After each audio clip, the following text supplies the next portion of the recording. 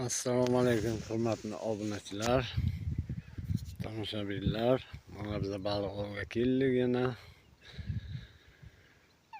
Qaraqir degan joyga keldik. Qarmoqlarni tashladik mana.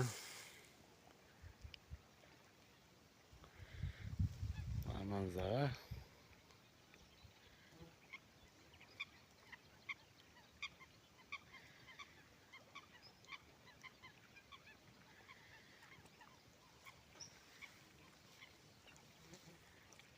Qaraqirni katta ko'yligiga keldik. Hozir endi biz